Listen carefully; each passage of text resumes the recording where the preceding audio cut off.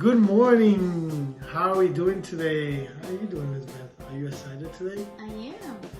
Yeah, so we're gonna be introducing ourselves. This beautiful lady next to me. My name is Linda. And I'm Edgardo. Thank you for tuning with us today on YouTube. We're really excited to give the word today, right? All right, and I know that you kids are excited today as well. Before we start, we want to have an opening prayer, which is always important to tell God what how we're feeling today. Be grateful because we woke up today, so we want to do that right now. If you want to join us in prayer, you just close our eyes and bow our heads and pray. Dear Father, we thank you this day. We pray that you will guide us in understanding of your word, and that we may be open to receiving your word and receiving that understanding from you, Father God. We thank you for all the blessings that you've given us, Father, and we pray this in Jesus' name. Amen. All right, so now that we're done giving our opening prayer to God, and we're really excited to always, you guys know what time it is. Let's worship. Let's move our body. Let's worship God with our hands. Let's clap. Yes. Let's do it.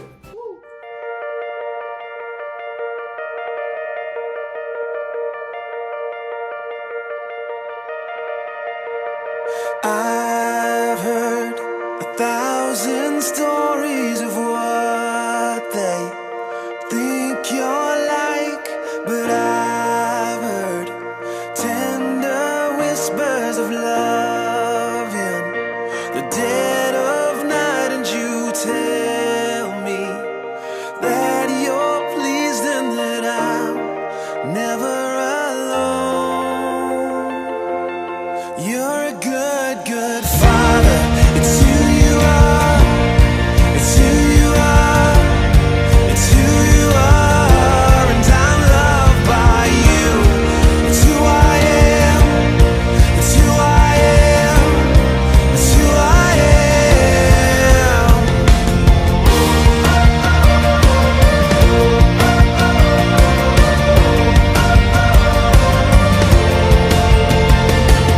I've seen many searching for answers far and wide, but I know we're all searching for answers only you can provide, 'cause you know just what we need before we say a word. You're a good, good Father.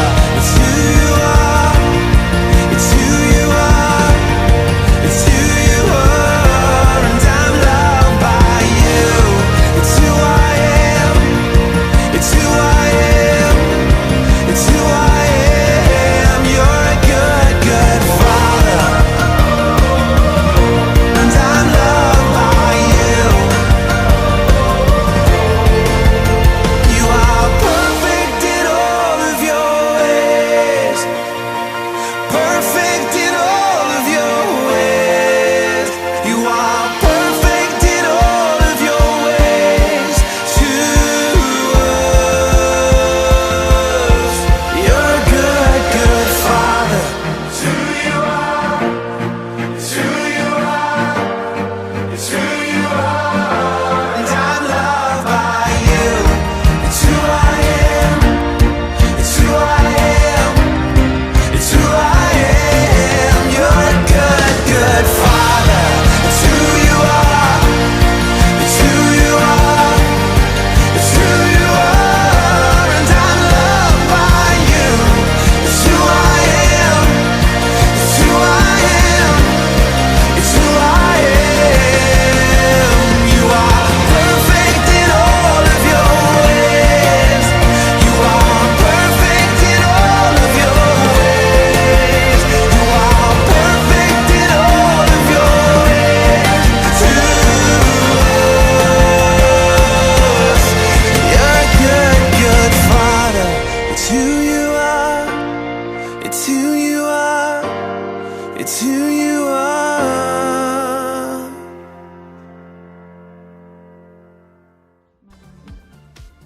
a memory verse. Class, you all remember that we used to do our memory work on a board, which is important to always learn our text Bible verses, which will help us along the way in growing spiritually, right? So it says, train a child in the way he should go. When he is old, he will not turn away from it. Proverbs 22:6. So train a child. So it's talking to our parents, huh?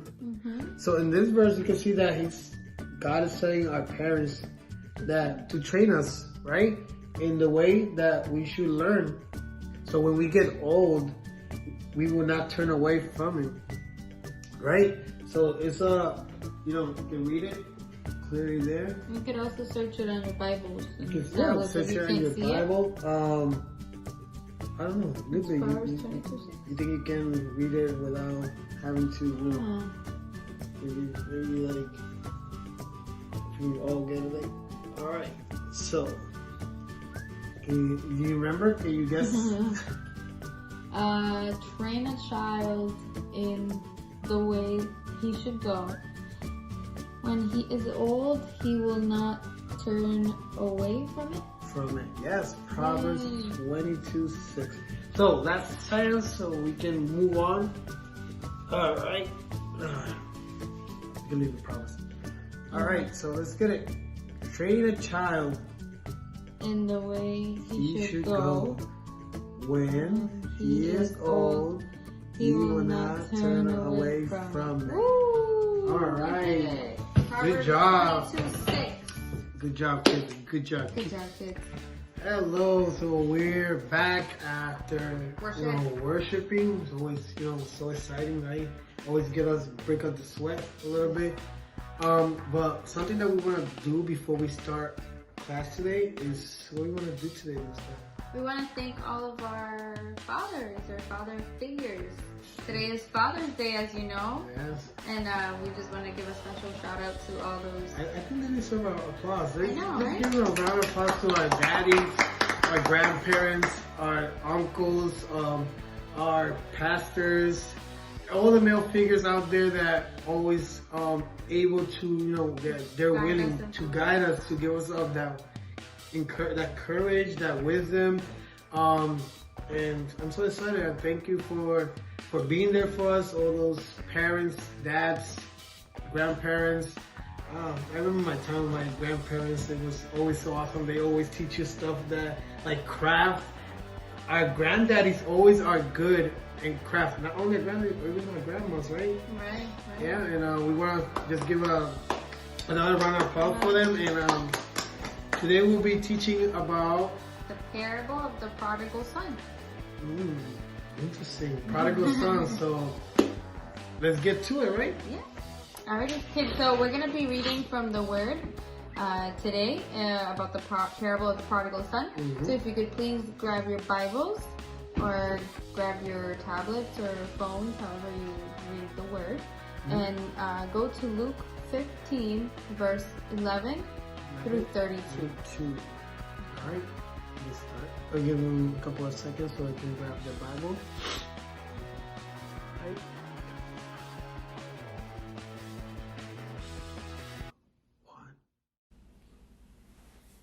Luke 15, 11 to 32. Then Jesus said, "There was a man who had 2 sons. The younger son said to his father, 'Give me now the part of your property that I am supposed to receive someday.' So the father divided his wealth between his 2 sons. A few days later, the younger son gathered up all that he had left. He traveled far away to another country, and there he wasted his money living like a fool. After he spent everything he had, there was a terrible famine throughout the country. He was hungry and needed money. So he went and got a job with one of the people who lived there. The man sent him into the fields to feed pigs. He was so hungry that he wanted to eat the food the pigs were eating, but no one gave him anything. The son realized that he had been very foolish.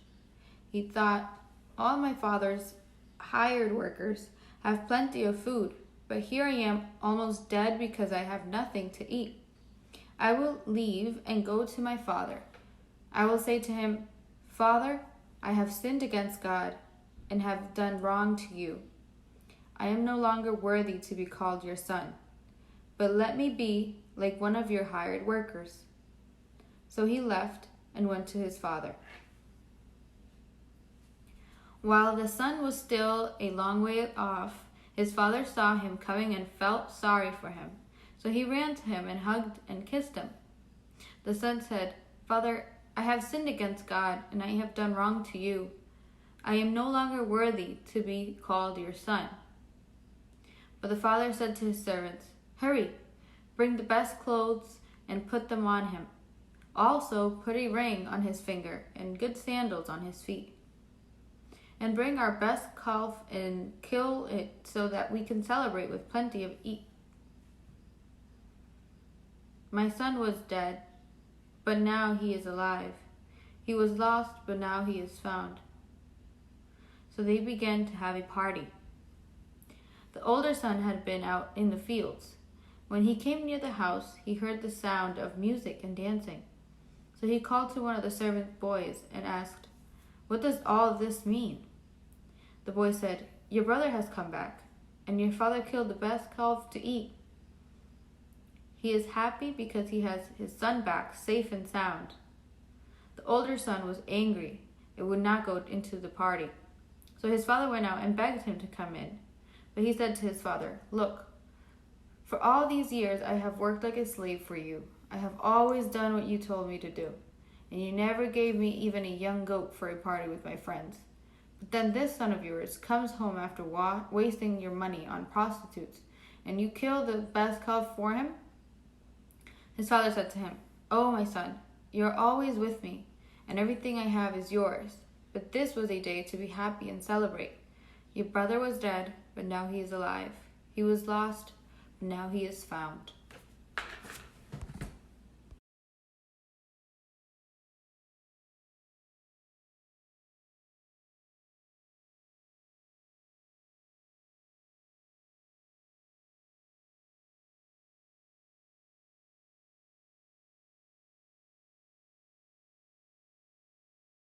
All right, wow, what an interesting story. Yeah, it was very interesting. I am shocked myself to see how what money can do, changes people. Right. So gotta be careful of that, right? Let Definitely. the Holy Spirit will guide us to self-control. All right, so question time. Woo, okay. So you want to read a question, or I'll read it to you? Or I'll read it to you. Okay. What did the father do when his younger son asked for his share of the estate? So the father gave it to him. He didn't say no. He just gave him what he was supposed to get when he died. When the father was supposed to. But he was alive, but still got his share. Isn't it Right. supposed to Be when they died. you know, when they die, right? Yeah. How do you call that? What's the word? Inheritance? Yes. Inheritance, Yes. right? So he was asking for his inheritance before the father died, and so the father gave it to him. Okay. It's very nice. Yep. Question number 2. Did the father restrain his younger son when he wanted to leave? Restraining means when like holding, like not Holding to go. him back Yeah. not to go. No. So we can, He could leave. we saw that the father, he just shared what he owned and gave it to his son, and he never argued with his son. He just, No. Just let him go. okay, maybe that's a lesson to be learned, right? Okay. Wow, it just touched my head. It just came up. So you can see sometimes God will let us do stuff our way, and we might think that is the right way to do it. And God he loves us so much that he will let us do it our way. So in the end, we will learn that it's not actually what we want, but what our Father wants. Yeah, good. Good It's point. it's just touching like. Good point, Eddie. Thank you. All right, so question number 3. Did the father ever give up hope that his younger son may return one day? It's a good question. It doesn't say much about that, but it seems that towards the end he really didn't lose hope. Yeah. He was wanting to know where he was and if he was okay. So when he showed up, he was like, wow, It's just like our parents. You can say that our parents always keep out, sometimes we might go to a park or something or to do any activity with our friends, and you can always, our moms or dads will probably calling us to see how we're doing, checking on us. So I think that's like, that's a parental figure to be worried about, hoping that you come home soon, maybe so they can feel safer. Yeah, you can say that. All right. What did the father do when he saw his youngest son approaching from afar? What did he do? The father? Oh, yeah, his father. He ran to him and he hugged him and kissed him. Yeah, it's true love right there. Father's love. So, how did the father treat his young son upon his return? You know that? The brother? No, the father. How did the father treat his young son upon his return? So when the father returned, when the son returned, he was very, very like giving. Like he just wanted to give him like all the good stuff. It's like, a party of the father. He will always correct us with love. Like he would not be angry with us. He would just hug us and kiss us because he loves us so much. Yes. He knows that sometimes we might do, the things that we want to do, but he still loves us. He doesn't get angry. He doesn't, that his love is so pure and kind that even when we make mistake, he is there for us to help us get back up, right? Just like our parents, when we trip, fall over, our parents will always like, get up, come on. And they get sad, and we'll get there sooner or later. So, dad's love is just, amazing, yes. So the next question is, did the father ever quit loving his son? So we all know that no.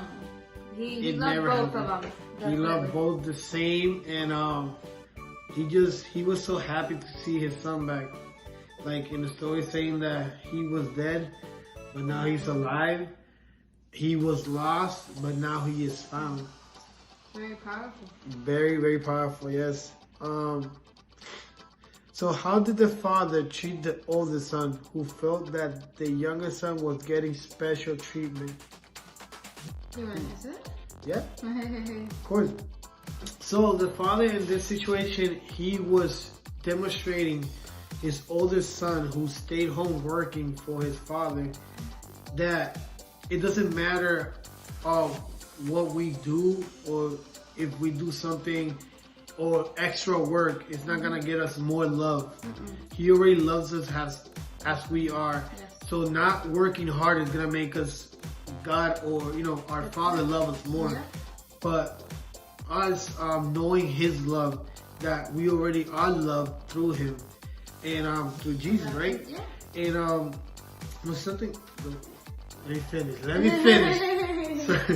So we don't have to work hard to get approved by our Father's love. He told his oldest son, we're celebrating because your brother came back, and he was dead, but now he's alive. Which meaning that sometimes I don't want to say sin. When we sin, we spiritually we die. And people that we see around us in the system, in the world, it's like dead people, not literally dead, but spiritually looking for that love. And God uses us to show that love to them, to love, so they can be restored. We should never ever get angry for somebody who is new, who is getting saved new, and he's giving all the privilege of love. You know what I mean? We should celebrate. That's why he brought the best goat, best cow, and we celebrate, right? We're supposed to celebrate for a life that has been saved. One brother, that's our brothers out there, right? And And that's what it's trying to tell us when it says that he was dead and now he's alive. Right. So spiritually, he came back to life because he came back to his Father. So if we see it as a perspective of God, you know, when you come back to his ways, or you know, continue to, it's more like humbling yourself. So you know that you did wrong, and you're like when you face your parents, and you know, instead of lying or just continuing on doing all this stuff, you're coming back to your parents and saying, hey, you know, Dad, I'm sorry, I did this. I basically was like that. You know, he came back, and even though we don't see that, but in a way we do see that he says something of what he did and how, you know, he would rather be with him than be doing what he did. So, which means that he repented. He repented, exactly. So when we repent and we come to the Father, that's when there's a party, and the Bible says there's like a party in heaven, you know? Yeah. That's what it showed. Our Father always gives us his love, which is amazing, right? All right, so we're almost done with our teaching for today, but before we end, we would love to make an exercise. You know, we always have like a craft or something to do, but today's a special day for our parents, our dads especially. Let's try doing something, you know, something for them. For example, that, you know, like maybe helping mow the lawn, helping clean the car, maybe fix the garage with him, do some activity with your dad. That will be our exercise that we're gonna do today. So I know that you are willing to do it too. Maybe you know, something, get him comfortable, a massage, you know. He's worked hard. He works very hard, you know, throughout the day. So I feel like this activity will, you know, he will love it, you know. Maybe write something, maybe a letter to our dad, our granddads, maybe go visit our grandfathers, right? If dad is not present, we can always do it to our mothers who have also supported us, and we could give her a massage, help her clean the dishes. Clean your room. Yes, clean your room. So the best thing to do is today we don't play video games. We're just gonna spend our time with our parents and let's enjoy, right? Yeah. So that's your activity, kids. And I know that you will do it. We know that you will do it. I will do it. You're gonna help me mow the lawn that day, right? I guess. So that's it for today. You just wanna close on prayer. Yep. So Lisbeth will join us in prayer. So let's close our eyes and bow our heads and Dear Father, we thank you, Father God, for this day and for what we have learned.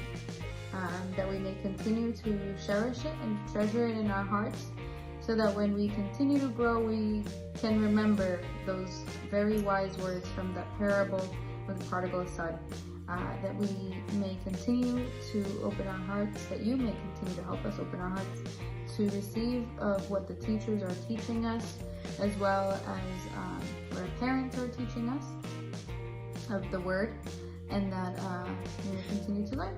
Father, we thank you this day, and we also pray that we have a great time with our parents, parental figures, leaders that have helped us to learn so much. We thank you, Father, in Jesus' name. Amen. Amen.